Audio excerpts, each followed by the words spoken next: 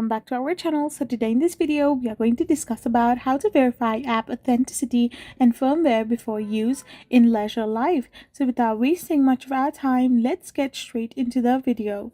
So if you want to verify the authenticity of your leisure live application and leisure devices firmware, you must perform several checks before and during setup. So the Leisure Live app is verified by checking cryptographic signatures, while the device authenticity is verified through a genuine check during its connection to Leisure Live.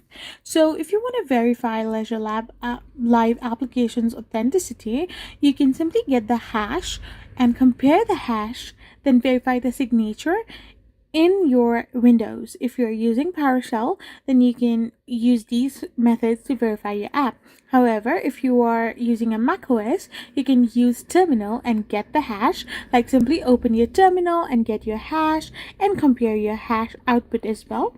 Then you can verify your leisure device authenticity by the help of inbuilt genuine check option. And now you are all set with authentic firmware before use. I hope you found this video helpful, so don't forget to hit that subscribe button and do give us a thumbs up. We will be back again with more informative videos. Thank you for watching.